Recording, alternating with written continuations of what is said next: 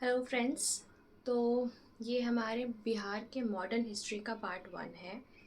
इसमें हम पहले समझेंगे कि मुग़ल के राजा कौन थे। ठीक है, मतलब हम लिंक करेंगे मिडाइवल हिस्ट्री और मॉडर्न हिस्ट्री को। तो जब तक आप उस लिंक को नहीं समझिएगा कि कौन से नवाब है, किस नवाब ने क्या किया, उप नवाब कौन है बिहार के, तब तक आपको वो कन्फ्यूजन बना रहेगा जब आप हिस्ट्री पढ़िएगा तो। ठीक है, तो ये एक सिंप्लीफाई करने के लिए है वीडियो कि कौन से नवाब है बंगाल के। ठीक है, बिहार के उपनवाब कौन है और उसी समय मुगल कौन थे। ठीक है, कौन कौन से राजा, लेटर मुगल्स वाले राजा जो है उनका नाम भी है। ठीक है, उसने किस कौन नवाब थे और कौन उपनवाब थे और फिर किसके टाइम पे क्या क्या हुआ वो मैं आपको साथ में बताते चलेंगे। ठीक है, एंड इफ़ यू वांट आप नोट्स भी अपना बना सकते हो क्योंकि मैं काफ़ी एडिशनल पॉइंट्स भी बताऊंगी यहाँ पे जो आपके एग्ज़ाम पर्सपेक्टिव से काफ़ी इंपॉर्टेंट होंगे। ऑलराइट, देखिए, लेटर मुगल्स का अगर हम बात करें तो बंगाल को इंडिपेंडेंट रूप में एक प्रोविंस किसने बनाया था? मुर्शिद कुली खान ने। ठीक है, बंगाल को एक अलग प्रोविंस बनाया मुर्शिद कुली खान, बंगाल के नवाब या सूबेदार। ठीक है, पर इसने मुर्शिद कुली खान जो है ये टैक्स पे करते थे मुगल्स को। ठीक है, ये ध्यान रखिएगा। तो कंप्लीट इंडिपेंडेंस नहीं मिला था मुर्शिद कुली खान के टाइम पे। कंप्लीट इंडिपेंडेंस जो है बंगाल को बाद में मिलता है अलीवर्दी खान के टाइम पे। ठीक है, तो ठीक है, हम देखते हैं मुर्शिद कुली खान जब बंगाल के नवाब थे तो मुगल कौन थे उस समय? फ़ारूक सियार। अच्छा, फ़ारूक सियार के बारे में एक इम्पॉर्टेंट पॉइंट क्या है कि ये इकलौते वो राजा है जिनका कोरोनेशन मतलब जो राज्याभिषेक होता है वो पटना में हुआ था। ठीक है, फ़ारूक सियार is the only Mughal king जिनका कोरोनेशन पटना में हुआ था। ठीक है, ध्यान रखिएगा, ये इंपॉर्टेंट पॉइंट है। तो फ़ारूक सियार के टाइम पे मुर्शीद कुली खान आए। ठीक है, इन्होंने जो कैपिटल है वो मुर्शिदाबाद बना लिया। ठीक है, मुर्शिदाबाद को कैपिटल बना लेते हैं बंगाल के। और उस समय बंगाल के जो डिप्टी सूबेदार या फिर उप नवाब थे वो थे मिर्ज़ा अहमद। ठीक है, अच्छा, मुर्शीद कुली खान के बारे में समझ में आ गया। अब देखिए, उस समय क्या होता था ना, जो बिहार के जो डिप्टी सूबेदार थे उनके पास कम पावर होता था एज कम्पेयर टू बंगाल के सूबेदार। तो क्या होता था कि, अच्छा वो हम बाद में देखते हैं। ठीक है, अब फारूक सियार में मोहम्मद शाह आ गए। ठीक है, मोहम्मद शाह, फारूक सियार के बाद मोहम्मद शाह आते हैं। तो बनते हैं कौन? बंगाल के के नवाब बनते हैं शुजाउद्दीन। ठीक है, फिर कुछ टाइम के लिए सरफराज खान रहते हैं और फिर अलीवर्दी खान बनते हैं। ठीक, अब ये अलवर्दी खान कैसे बनते हैं? देखिए, शुजाउद्दीन और सरफराज खान जब यहाँ पे थे तब अलवर्दी खान बिहार के उप नवाब थे। ठीक, लेकिन अलवर्दी खान ने इनका हत्या कर दिया, सरफराज खान का। ठीक है, बंगाल के नवाब का हत्या कर दिया अलवर्दी खान ने। तो फिर अलवर्दी खान जो है बंगाल के सूबेदार बन जाते हैं, अलवर्दी खान। ठीक, अब देखिए, अलवर्दी खान बहुत लंबे टाइम तक रहते हैं, 1733 से 1740 तक।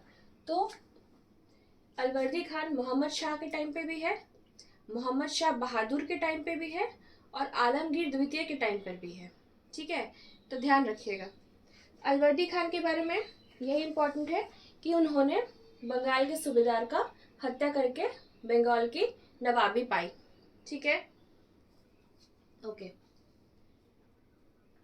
अब हम देखते हैं, उसके बाद है सिराजुद्दौला। अब हम मोहम्मद शाह बहादुर के टाइम पे देखेंगे बंगाल के नवाब अलवर्दी खान है, बट बिहार के उप नवाब बन जाते हैं सिराजुद्दौला, है ना। तो अब सिराजुद्दौला ने अलवर्दी खान को मार दिया। सिराजुद्दौला ने अलवर्दी खान की हत्या करके अब सिराजुद्दौला जो है बंगाल के नवाब बन जाते हैं आलमगीर द्वितीय के समय पर। ठीक है, इम्पोर्टेंट है।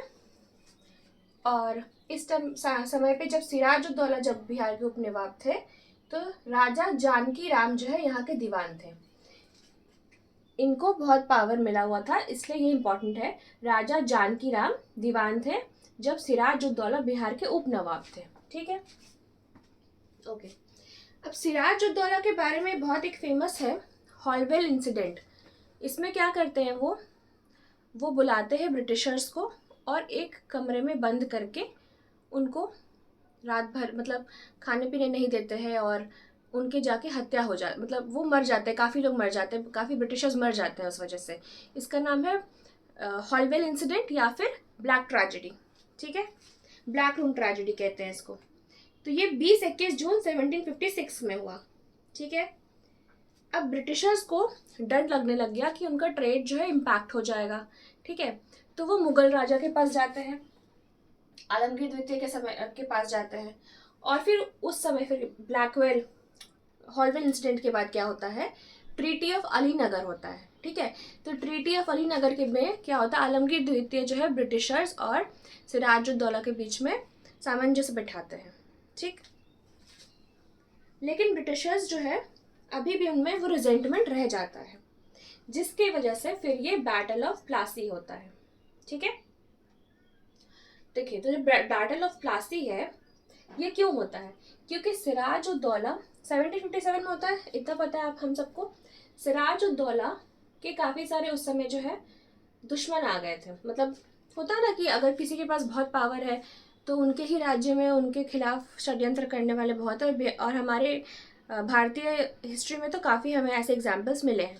तो वही हुआ इनके साथ, सिराजुद्दौला के खिलाफ जो लोग थे वो थे मीर जाफर, ठीक, यार लतीफ और राय दुर्लभ दीवान और अमीर चंद एंड जगत सेठ, ठीक है, ये नाम से ध्यान रखिएगा। अब क्या होता है कि ये रॉबर्ट क्लाइव के पास जाते हैं जो कि गवर्नर है वहाँ के, बंगाल के, ठीक। ये सब मिलके सिराजुद्दौला को एलिमिनेट कर देते हैं बैटल ऑफ प्लासी में, ब्रिटिश रूल इस्टेब्लिश हो जाता है। एंड देन कौन आता है, ब्रिटिशर्स के सपोर्ट से आता है मीर जाफर। बैटल ऑफ प्लासी के बाद कौन आते हैं, मीर जाफर आते हैं ब्रिटिशर्स के सपोर्ट से, ठीक है, ओके। मीर जाफर जब बने तो लेटर मुगल में कौन थे, शाहजहां थर्ड, ठीक है, और उप नवाब थे मिरान, मीर जाफर के बेटे हैं ये, मिरान, बिहार में। और राजा रमनारे दीवान बन जाते हैं, ठीक, ओके। अब देखिए, शाह आलम 2 का समय आ जाता है, ठीक है। मीर जाफर के बाद मीर कासिम आते हैं, है ना। मीर जाफर के बाद आते हैं मीर कासिम, ओके। मीर कासिम के बारे में क्या इंपॉर्टेंट है, मीर कासिम के बारे में ये इंपॉर्टेंट है कि अब जो कैपिटल है वो मुंगेर में शिफ्ट हो जाता है, Munger. Who shifted the capital to Munger, बहुत बार पूछा गया है बीपीएससी में, मीर कासिम, ठीक है। मीर कासिम ने कैपिटल को शिफ्ट किया मुंगेर, उन्होंने मुंगेर में एक गन फैक्ट्री भी बनाया, ठीक है, ठीक है। अब मीर कासिम, बैटल ऑफ बक्सर के बारे में हमें सबको पता है, किसके बीच में हुआ था, शुजाउद्दौला और ब्रिटिशर्स की तरफ से हेक्टर मुनरो, एंड शुजाउद्दौला जो है अवध के थे, शाह आलम द्वितीय और मीर कासिम, ये सब जो है ब्रिटिशर्स के खिलाफ उनके प्रॉब्लम्स की वजह से उनके खिलाफ अटैक करने वाले थे, लेकिन ये अटैक भी विफल हो जाता है, ठीक है। तो विफल होने के बाद मीर कासिम नहीं रहते हैं और फिर मीर जाफर को दोबारा रीइंस्टेट किया जाता है, ठीक है।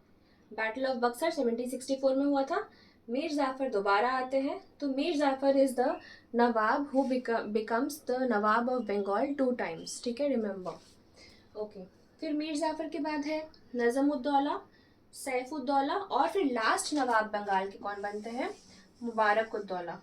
The last nawab of Bengal is Mubarakuddaula last nawab of Bengal बनते हैं, ठीक है, ओके। अब हम इसके बाद वाला सेशन इसके बाद अपलोड करेंगे। Thank you.